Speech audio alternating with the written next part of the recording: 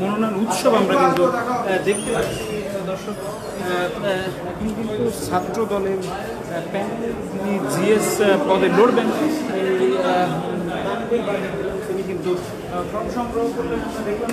এছাড়া দর্শক বামপন্থী সংগঠন করে অন্যান্য সংগঠন সবাই কিন্তু আসলে এই ফর্ম সংগ্রহ করেছেন, আপনারা দেখতে পাচ্ছেন দর্শক। দর্শক ছাত্র দলের প্যানেল থেকে যিনি পদে যিনি লড়বেন তিনি কিন্তু এখন কথা বলবেন, আমরা তার কথা শোনানোর চেষ্টা করবো আপনাদের সঙ্গে, আমাদের সঙ্গেই থাকুন।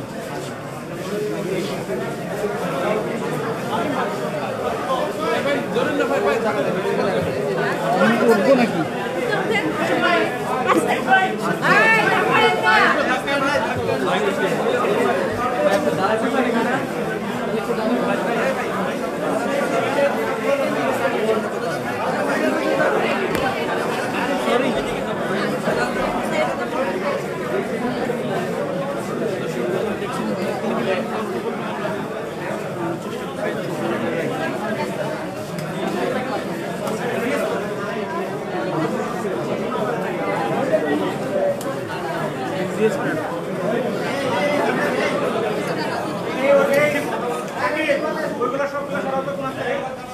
এখান থেকে এটা সরাসরি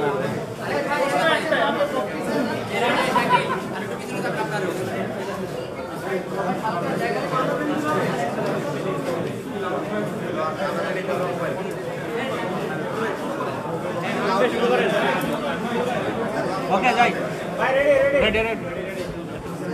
আপনারা সকলে জানেন যে গত 5ই আগস্টের পরবর্তী সময়ে যে দাবি দেওয়া উঠেছিল, সেখানে কিন্তু সেই দাবি দেওয়ার পক্ষে বাংলাদেশ জাতীয়তাবাদী ছাত্র দল ঢাকা বিশ্ববিদ্যালয় সর্বোচ্চ ভূমিকা রেখেছিল।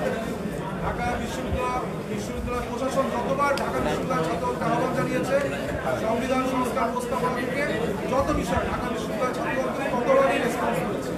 কিন্তু আমরা দেখেছি আপনার অনলাইন সামাজিক যোগাযোগ মাধ্যম থেকে বিভিন্ন স্থানে বিভিন্ন অপপ্রচারকারীরা ছড়িয়েছে যে আমরা নাকি ডাকসু চাই না। তাদেরকে আজ বলতে চাই, আপনারা এসে দেখে যান ঢাকা বিশ্ববিদ্যালয় ছাত্র দলের নিয়মিত প্রত্যেকটি নেতাকর্মী তারা কিন্তু ডাকসুর পক্ষে এবং তারা ডাকসুর মনোনয়ন সংগ্রহ করছে। আমাদের সাংগঠনিক অভিভাবক ছাত্র দলের দেশনায়ক জনাব তারেক রহমান, এখনো আমাদের কিন্তু প্যানেল চূড়ান্ত হয়নি। আজকে রাতে ইনশাল্লাহ আমাদের প্যানেল চূড়ান্ত হবে। এর পূর্বে আমরা যারা ছাত্র নেতাকর্মী রয়েছে আমরা শিক্ষার্থীদেরকে সাথে নিয়ে আমাদের মনোনয়ন ফর্ম সংগ্রহ করেছি। আপনাদের মাধ্যমে আমি ঢাকা বিশ্ববিদ্যালয়ের শিক্ষার্থীদেরকে একটি মেসেজ দিতে চাই যে গত 17 বছর অথবা গত ফাঁসিবাদী আমলে শিক্ষার্থীদের পক্ষ নিয়ে যারা রাজপথে ছিল, যারা শিক্ষার্থীদের পক্ষ নিয়ে নিজেদের ব্যক্তি স্বার্থকে দূরে রেখে রাষ্ট্রের স্বার্থকে রেখেছে, শিক্ষার্থীরা আগামী 9 সেপ্টেম্বরের ডাকসু নির্বাচনে তাদেরকেই বেছে নেবে বলে আমার বিশ্বাস। এবং আমরা একটি স্লোগানকে সামনে রেখে এগিয়ে যেতে চাই, সেটি হলো আপনারা জানেন আমাদের ঢাকা বিশ্ববিদ্যালয়ে এক সময় একটি গৌরবোজ্জ্বল ইতিহাস ছিল। গত 2 দশক 3 দশক পূর্বেও আমরা বিভিন্ন অফিস আদালত প্রাঙ্গণে যেখানে যেতাম ঢাকা বিশ্ববিদ্যালয়ের গ্র্যাজুয়েটসরা শীর্ষস্থানে থাকতো। কিন্তু আমরা দেখতে পেয়েছি গত 2 দশকে ফ্যাসিবাদী আমলে আমাদের কিন্তু আমরা সেই হারানো গৌরব আমরা হারিয়ে ফেলেছি, আমাদের সেই গৌরব। সুতরাং আমরা একটি স্লোগানকে সামনে নিয়ে এগিয়ে যেতে চাই, together we will make our DU proud again. আমাদের স্লোগানটি হলো will make DU proud again. সবাইকে ধন্যবাদ। আসসালামু আলাইকুম। আসলে আমি কেন্দ্রীয় সংসদে নির্বাচন করতে চাই ডাকসু, কিন্তু আমাদের দল থেকে এখনো নমিনেশন যেহেতু কনফার্ম করা হয়নি, দল থেকে এখনো প্যানেল দেওয়া হয়নি, সুতরাং আমি জাস্ট একটি ফর্ম কালেক্ট করেছি। আগামীকাল কাউকে যখন জমা দিব, দল যেখান থেকে নমিনেশন দেবে সেখানেই আমি নির্বাচন। আসলে রিসিটে আজকে যে লিখতে হবে বিষয়টি এরকম না। রিসিটে আজকে নাম, সেশন এবং আপনার রেজিস্ট্রেশন নাম্বার দিয়ে কালকে যখন আমরা জমা দিব তখনই কিন্তু আপনার এই পূরণ করে দিতে হবে।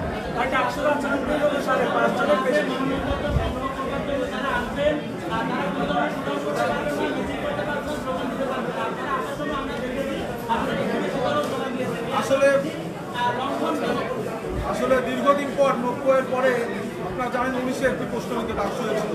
তারপরে 5ই আগস্টের পরবর্তী সময় এই গণতান্ত্রিক পরিবেশে বাংলাদেশ যখন গণতন্ত্রের পথে অগ্রযাত্রা করেছে, এই একটি ডাকসু। এখানে শিক্ষার্থীরা উৎসবমুখর অবস্থায় তারা কিন্তু উৎসাহী হয়ে স্লোগান দিয়েছে। কিন্তু আপনাদের স্মরণ করিয়ে দিতে চাই, আমাদের যেই আপনার রিটার্নিং অফিসারের যে রুম, সেই রুমে কিন্তু আমরা 5 জন ঢুকেছি এবং সেখানে কোনো স্লোগান হয়নি। আমার মনে হয় যে আমার আচরণবিধি এখনো লঙ্ঘন করিনি এবং আমরা সুস্পষ্ট আচরণ মেনেই কিন্তু আগামী যে ডাকসু সেখানে আমরা প্রার্থীতা করব। আচ্ছা হামিম ভাই, ছাত্র দলের প্যানেল ঘোষণায় এত বিলম্ব কেন, এত সময় লাগছে কেন? আসলে আপনি জানেন যে ছাত্রদল বৃহৎ একটি ছাত্র সংগঠন। গত 17 বছরে বহু নেতাকর্মী রয়েছে যারা যাদের ক্যারিয়ারকে বিসর্জন দিয়ে এই ছাত্রদলের রাজনীতি করেছে। সুতরাং এইখানে আপনার সেন্ট্রালে পদ কিন্তু 28টা, কিন্তু প্রার্থী আমাদের 400-র অধিক, যার জন্য আমাদের বিলম্ব হচ্ছে। আসলে কার থেকে কে যোগ্য, কেউ কিন্তু কারো থেকে পিছিয়ে নেই এবং আমরা বিশ্বাস করি আগামী 9 সেপ্টেম্বর নির্বাচনে 90 এসে হাওয়া এখনো বহমান থাকবে এবং আগামী ডাকসুতে যে 1 বছর মেয়াদী ডাকসু হবে সেখানে ছাত্রদল বিপুল ভোটে জয়লাভ করে নেতৃত্ব দেবে ইনশাআল্লাহ। দর্শক আপনারা দেখছিলেন ছাত্র দলের যিনি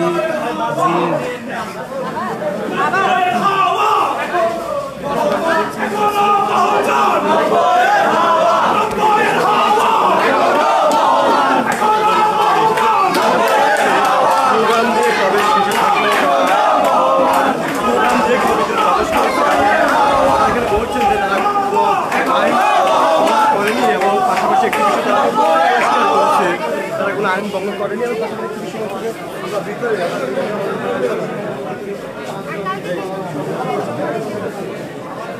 আবার দর্শক এই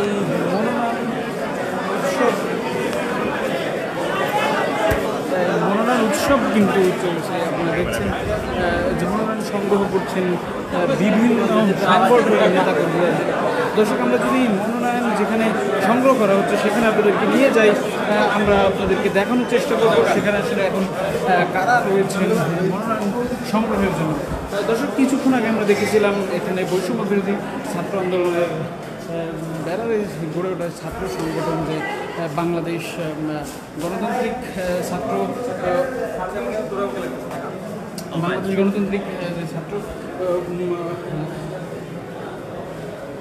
ছাত্র সংসদ, সে তার কিন্তু আবু বাকের মজুমদার এবং যিনি আব্দুল কাদের তিনি কিন্তু এখানে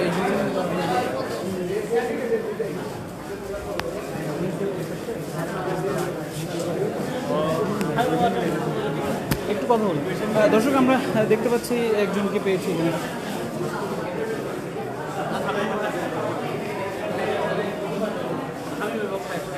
দর্শক আমরা একজনকে পেয়েছি যিনি ছাত্রদলের যিনি এজিএস প্রার্থী হিসেবে জিএস প্রার্থী হিসেবে তার পক্ষে তিনি এসেছেন। আমরা তার কিছু তার কাছ থেকে কিছু শুনতে চাইবো। তাই জি, আমি আসছি তানভীর বারে হামিমের পক্ষ থেকে।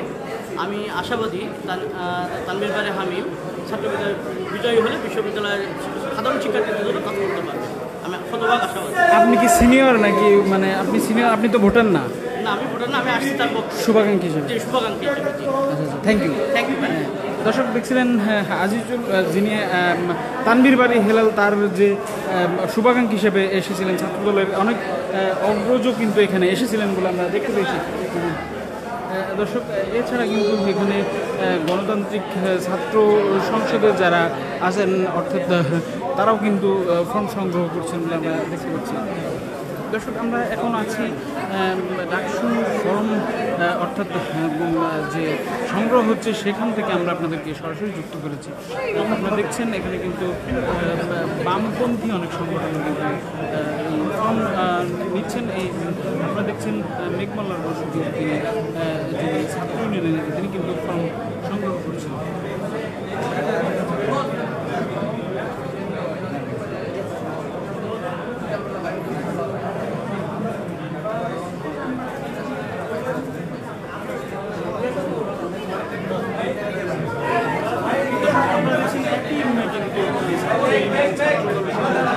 অসংখ্য যারা অন্যান্য সংগঠনের নেতাকর্মীরাও কিন্তু এই